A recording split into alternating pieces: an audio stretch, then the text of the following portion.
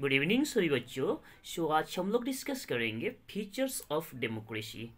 और features of democracy में first feature जो है ये है आपका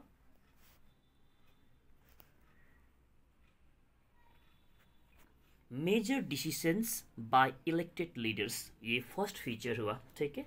और फीचर ऑफ डेमोक्रेसी हम लोग क्यों डिस्कस करेंगे, ये इसीलिए डिस्कस करेंगे ताकि हम लोग किसी भी कंट्री में सिर्फ इलेक्शन हो रहा है तो सिर्फ इसको देख कर के हम ये ना कहें कि वो डेमोक्रेटिक कंट्री है। और भी बहुत सारा इसमें फीचर्स है, ठीक है। उसको हम लोगों को बहुत डिटेल में देखना होगा, तभी हम कह सकते हैं कि हाँ वो कंट्री डेमोक्रेटिक है या नहीं। सो फर्स्ट ऑफ ऑल देखिए, major decision by elected leaders. तो यहाँ पर हम लोग यही पढ़ेंगे कि किसी भी कंट्री में सिर्फ इलेक्शन होना ही वो कंट्री डेमोक्रेटिक कंट्री है, हम ये नहीं कह सकते हैं। हमको ये देखना होगा कि इलेक्शन तो हो रहा है और इलेक्शन होने के बाद जो डिसीजन जो ले रहे, मेजर डिसीजन जो ले रहा है, वो क्या इलेक्टेड लीडर्स ही ले रहे हैं या तो वो सिर्फ और सिर्फ एक रिमोट कंट्रोल का तरह काम कर रहे। दैट मीन्स मेजर डिसीजन लेने वाले और कोई है, और हम लोगों ने जिनको वोट दे करके इलेक्ट किए वो मेजर डिसीजन नहीं ले पाते हैं, उनका पास वो पावर नहीं है, तो उस केसेस में हम उसको डेमोक्रेटिक कंट्री नहीं कहेंगे। तो यहाँ पर हम लोग एक केस स्टडी करेंगे इसको और आसानी से समझने के लिए। जैसे कि पाकिस्तान का केस, इसको देखिए, ठीक है। पाकिस्तान में जनरल परवेज मुशर्रफ जो है इन्होंने military coup, COUP, that means military coup, इसको जो प्रोनाउंसिएशन जो करते COUP को, इसको प्रोनाउंसिएशन जो करते कू करते हैं, ठीक है। That means general Pervez Musharraf ने 1999 को अक्टूबर का मंथ में मिलिट्री कू वहाँ पर करते हैं। और इसके बाद फर्स्ट ऑफ ऑल तो मिलिट्री कू का मतलब क्या है ये समझिए, ठीक है। Violent and illegal change of the government. That means जो गवर्नमेंट है, एग्जिस्टिंग गवर्नमेंट है, उसको इलीगल वे में और वायलेंट वे में चेंज कराना। अगर गवर्नमेंट एग्जिस्टिंग गवर्नमेंट है, जैसे कि प्रेजेंट डे में इंडिया में जो NDA का गवर्नमेंट जो है, इसको चेंज करना होगा तो इलेक्शन होगा लीगल वे में। एवरी आफ्टर 5 ईयर्स इलेक्शन होते हैं, तो इलेक्शन होगा, तो इलेक्शन में जो विनिंग पार्टी रहते वो गवर्नमेंट फॉर्म करेगा, इस तरह से गवर्नमेंट चेंज होते हैं। बट यहाँ पर मिलिट्री कू कहने का मतलब, मिलिट्री जो है, परवेज मुशर्रफ उस समय जनरल थे, मिलिट्री का हेड थे, तो इन्होंने कू के जरिए, दैट मीन्स इलीगल वे में वहाँ का जो गवर्नमेंट जो है चेंज कराया। दैट मीन्स गवर्नमेंट से पावर अपना हाथ में ले लिए। इलीगल वे में कोई इलेक्शन नहीं हुआ, इलीगली वहाँ इन्होंने गवर्नमेंट का पावर अपना हाथ में लिए। कब? 1999 में। और उसके बाद इन्होंने overthrew a democratically elected government and declared himself the chief executive of the country. तो वहाँ पर जो एग्जिस्टिंग गवर्नमेंट था, उस समय नवाब शरीफ का गवर्नमेंट था, तो उस गवर्नमेंट को इन्होंने हटा दिया, ओवरथ्रू कर दिया, ठीक है। और उसके बाद अपने आप को डिक्लेयर किया इन्होंने chief executive of the country. That means country का चीफ एग्जीक्यूटिव डिक्लेयर कर दिया अपने आप को। प्रेजेंट डे में इंडिया का चीफ एग्जीक्यूटिव कौन हो सकता है? तो रियल में अगर देखेंगे इंडिया का चीफ एग्जीक्यूटिव तो प्राइम मिनिस्टर होते हैं, कि पूरा गवर्नमेंट जो है उन्हीं का डिसीजन का अकॉर्डिंग चलते हैं, ठीक है। तो उसी तरह से पाकिस्तान में भी उस समय का जो प्राइम मिनिस्टर होंगे उनको ही जनरली वही चीफ एग्जीक्यूटिव होते हैं। बट यहाँ पर जनरल परवेज मुशर्रफ ने क्या किए कि इन्होंने अपने आप को डिक्लेयर किए chief executive of the country, और इनको तो किसी ने इलेक्ट करके तो चीफ एग्जीक्यूटिव बनाए नहीं थे, ठीक है। तो ये सिचुएशन वहाँ पर हुआ। और उसके बाद फिर से देखिए, उसके बाद इन्होंने क्या किया कि लेटर ही change his designation to president, और अपने आप को इन्होंने पाकिस्तान का प्रेसिडेंट भी इन्होंने डिक्लेयर किया। किसने किया ऐसा? जनरल परवेज मुशर्रफ ने, ठीक है। तो इनको किसी ने प्रेसिडेंट नहीं बनाया, अपने आप को इन्होंने अपना डेजिग्नेशन चेंज किया और ये अपने आप को डिक्लेयर कर दिया पाकिस्तान का प्रेसिडेंट बोल करके। कब? 2002 में, ओके। इन्होंने अपने आप को पाकिस्तान का प्रेसिडेंट भी डिक्लेयर कर दिया। और उसके बाद ठीक है, और पाकिस्तान का प्रेसिडेंट तो डिक्लेयर कर दिया इन्होंने अपने आप को, तो ये इलेक्शन तो हुआ नहीं है। तो इसको एक लीगल एक सेट देने के लिए, ठीक है, दैट मीन्स लोग इसको अब एक्सेप्ट करेंगे नहीं। तो इसीलिए इन्होंने तो प्रेसिडेंट वो जैसे वो बन गए वहाँ पर, अपने आप को डिक्लेयर कर दिए। अब इसको एक लीगल फॉर्म देने के लिए इन्होंने 2002 में वहाँ पर एक रेफरेंडम करवाया, रेफरेंडम, ठीक है। तो रेफरेंडम क्या होता है, इस चीज़ को आप सुनिए, ठीक है। रेफरेंडम कराया, रेफरेंडम मतलब जैसे कि इन्होंने एक तरह से रेफरेंडम को हम लोग डायरेक्ट इलेक्शन भी कह सकते हैं, एक डायरेक्ट इलेक्शन का ही फॉर्म है रेफरेंडम, ठीक है। तो रेफरेंडम में क्या होती है कि जैसे कि इंडिया का केसेस देखते हैं, इंडिया में भी रेफरेंडम हुआ है, गोवा में हुआ है 1967 में हुआ है, सिक्किम में हुआ है 1975 में हुआ है, और इसी तरह से पहले दो ही केसेस पढ़ते। गोवा में 1967 में रेफरेंडम करवाया था।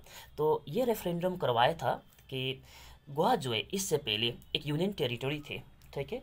और 1967 में जो रेफरेंडम करवाया तो इसीलिए करवाया था कि वहाँ का जो लोग जो है, गोवा का जो लोग है, उन लोगों से डायरेक्टली यहाँ पर एक रेफरेंडम दैट मीन्स जनमत संग्रह के जरिए उन लोगों से अपना ओपिनियन लिया जाए कि वहाँ का जो गोवा का लोग जो है क्या महाराष्ट्र जो स्टेट है उसका पार्ट बनना चाहते हैं, या तो गोवा जो एक यूनियन टेरिटरी था तो यूनियन टेरिटरी में ही रहना चाहते हैं।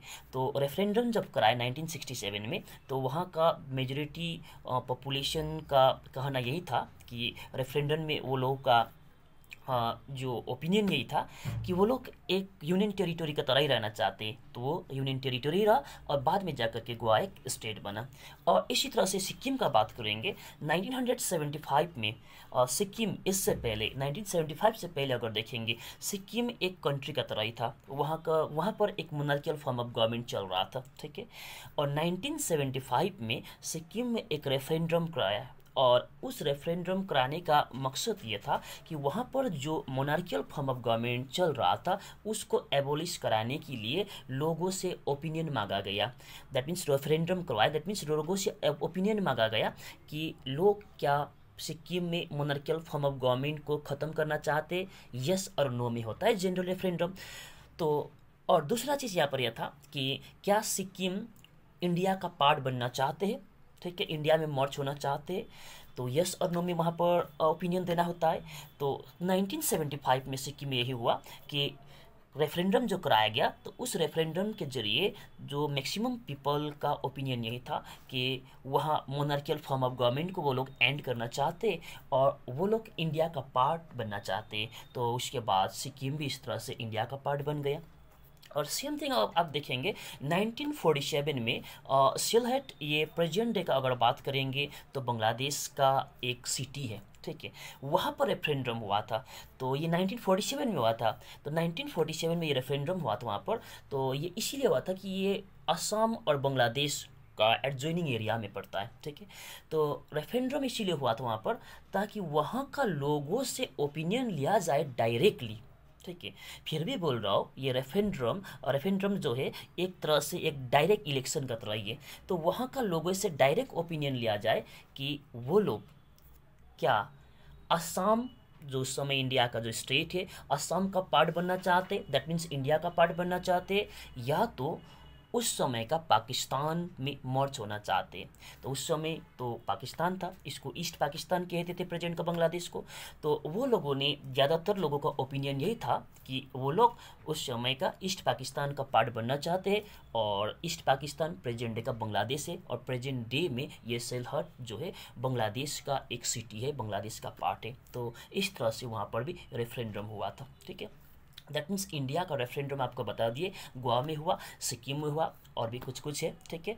और ये हो गया आपका रेफरेंडम। जनरली गवर्नमेंट चेंज करने के लिए तो जनरली इलेक्शन होते, और रेफरेंडम होता है जनरली इस तरह का सिचुएशन में, जैसे कि मैंने आपको बताया गोवा में, सिक्किम में, या तो किसी एक लॉ को चेंज करने के लिए हो, तो उस केसेस में रेफरेंडम कराया जाता है, ठीक है। तो यहाँ पर जनरल परवेज मुशर्रफ ने भी 2002 में, कब, 2002 2002 में वहाँ पर रेफरेंडम करवाया। तो क्यों करवाया? ये इसीलिए करवाया कि इन्होंने अपने आप को प्रेसिडेंट डिक्लेयर किए थे। अब इसको एक लीगल फ्रेम में सेट करना होगा ना, एक लीगल रूप देना होगा, तो इसलिए इन्होंने वहाँ पर 2002 में एक रेफरेंडम करवाया। और रेफरेंडम कराने के बाद वहाँ पर ज़्यादातर लोगों का ओपिनियन यही रहा कि हाँ, जनरल परवेज मुशर्रफ जो है पाकिस्तान का प्रेसिडेंट बना रहना चाहिए। तो उसके बाद इनका टर्म जो है और 5 इयर्स के लिए बढ़ाया गया। 2002 में रेफरेंडम हुआ तो और 5 इयर्स के लिए एक्सटेंड हुआ। किंतु बहुत सारा यहाँ पर मीडिया है, पाकिस्तान का बहुत सारा मीडिया का कहना है, ह्यूमन राइट्स का कहना है कि जो रेफरेंडम मुशर्रफ ने करवाया था वो एक्चुअली पूरी तरह से फ्रॉड था। ठीक है, पूरी तरह से फ्रॉड था। ठीक है, लीगल नहीं था, वो इलीगल था, पूरी तरह से फ्रॉड था और मेल प्रैक्टिसेस था पूरी तरह से। ओके, तो अब रेफरेंडम जो हुआ पाकिस्तान में, उसके बाद 2002 में अगर देखेंगे, अगस्त 2002 में फिर से जनरल परवेज मुशर्रफ ने एक ऑर्डर रिलीज़ किया, लीगल फ्रेमवर्क ऑर्डर रिलीज़ किया। और इस ऑर्डर रिलीज़ करने के बाद पाकिस्तान का कॉन्स्टिट्यूशन में बहुत सारा अमेंडमेंट वगैरह किया गया। अमेंडमेंट मतलब चेंजेस किया गया। ठीक है, पाकिस्तान का कॉन्स्टिट्यूशन में बहुत सारा चेंजेस लाया गया। और वो चेंजेस क्या था? अकॉर्डिंग टू दिस ऑर्डर, वो ऑर्डर क्या था? Legal framework order. ठीक है, ये इश्यू किसने किया? जनरल परवेज मुशर्रफ ने। ठीक है, जो उस समय वहाँ का प्रेसिडेंट थे। तो इन्होंने एक लीगल फ्रेमवर्क ऑर्डर रिलीज़ किया, इश्यू किया।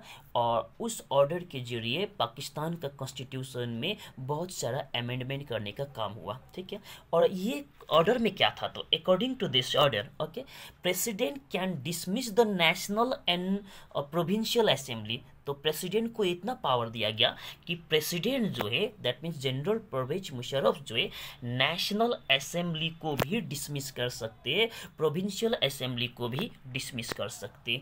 That means national assembly just like India में अब प्रेजेंट डे का पार्लियामेंट आप समझो। ठीक है, तो यहाँ पर यही कह रहा है कि इंडिया में जो पार्लियामेंट जो है उसी तरह से वहाँ का नेशनल असेंबली समझो, तो उसको प्रेसिडेंट जो है डिसमिस कर सकता है, प्रोविंशियल असेंबली को भी वो डिसमिस कर सकते हैं। ठीक है, ये एक पावर दिया गया प्रेसिडेंट को। दैट मीन्स पावर जो है टोटली अब प्रेसिडेंट अपना कंट्रोल में ले रहे हैं। ठीक है, और वो प्रेसिडेंट अपना कंट्रोल में ले रहा है जिनका इलेक्शन ही नहीं हुआ है। तो इलेक्शन के नाम में इन्होंने 2002 में एक रेफरेंडम कराया, और वो भी कह रहा है, बहुत सारा ह्यूमन राइट्स और वहाँ का मीडिया कह रहा है वो था टोटली फ्रॉड। ओके, तो उसके बाद दूसरा चीज़ देखिए, work of the civilian cabinet. Work of the civilian cabinet is supervised by national security council. तो अब सिविलियन कैबिनेट का वर्क जो है, मिलिट्री जो है, मिलिट्री का ही काम देखे। जैसे कि इंडिया का केसेस में देखो, मिलिट्री इंटरफेयर नहीं करते हैं हमारा एडमिनिस्ट्रेशन में। मिनिस्टर से हमारा कैबिनेट है, वो अपना स्टेट का मैटर है, सेंट्रल गवर्नमेंट का मैटर है, वो टोटली कैबिनेट है, वो सब अपना मैटर को देखते हैं, एडमिनिस्ट्रेशन वो सब देखते हैं, मिलिट्री उस पर इंटरफेयर नहीं करते। इवन हम लोग ये करते हैं कि गवर्नमेंट डिसाइड करते हैं यहाँ पर कि अगर इंडिया पाकिस्तान का बिटवीन में डिस्प्यूट है, इंडिया चाइना का बिटवीन में डिस्प्यूट है, तो वहाँ आर्मी को सेंड करना है नहीं करना है तो गवर्नमेंट डिसाइड करेंगे, क्योंकि गवर्नमेंट को हम लोगों ने इलेक्टेड किए हैं ना। तो इसका जस्ट अपोजिट अगर पाकिस्तान का बात करेंगे, उस समय क्या था? Work of civilian cabinet, that means administration जो है, सिविलियन एडमिनिस्ट्रेशन जो है, इसको भी सुपरवाइज करते थे नेशनल सिक्योरिटी काउंसिल। और वो नेशनल सिक्योरिटी काउंसिल जो थे उसमें टोटली कौन लोग होते थे? मिलिट्री ऑफिसर्स वगैरह। दैट मीन्स जो एडमिनिस्ट्रेशन जो है वो भी टोटली किसका कंट्रोल में था? मिलिट्री का कंट्रोल में। एडमिनिस्ट्रेशन प्रेजेंट डे में इंडिया में किसका कंट्रोल में रहेंगे? हमारा कैबिनेट का कंट्रोल में रहेगा, हमारा गवर्नमेंट का कंट्रोल में रहेंगे, जिन लोगों को हम लोगों ने वोट दे करके इलेक्ट किए। ठीक है, उसका कंट्रोल में रहते हैं और रहना भी चाहिए। बट इसका जस्ट अपोजिट वहाँ पर पाकिस्तान में किसका कंट्रोल में था? मिलिट्री ऑफिसर्स का कंट्रोल में। ठीक है, तो आफ्टर पासिंग दिस लॉ, जैसे ही ये लॉ पास हुआ उसके बाद पाकिस्तान में बहुत सारा इलेक्शन वगैरह हुआ ये। ठीक है, और गवर्नमेंट फॉर्मेशन का काम भी किया ये। बट यहाँ पर बात यही है कि रिमोट कंट्रोल किसका पास रहा? मिलिट्री का पास। तो रिमोट कंट्रोल मिलिट्री का पास रहा और हम लोगों ने वोट दे करके इलेक्ट तो कर रहे हैं गवर्नमेंट को, बट उस गवर्नमेंट का पास कोई पावर ही नहीं है और उस गवर्नमेंट को एक रिमोट कंट्रोल का तरह मिलिट्री चला रहे हैं। तो क्या पाकिस्तान को during the time of Pervez Musharraf आप कह सकते हो कि उस समय डेमोक्रेसी था? परवेज मुशर्रफ का टाइम में क्या पाकिस्तान में डेमोक्रेसी था? क्या आप कह सकते हो? आप कमेंट में आंसर लिखिएगा, ठीक है? कमेंट में आंसर लिखिएगा यस और नो, ठीक है ना? ओके, तो आज के लिए इतना ही। और सेकेंड फीचर जो है हम लोग डिस्कस करेंगे कल, फ्री एंड फ्योर इलेक्ट्रोल कंपटीशन। ये सेकेंड फीचर है, वो हम लोग डिस्कस करेंगे कल। तो आज के लिए इतना ही। Okay, thank you.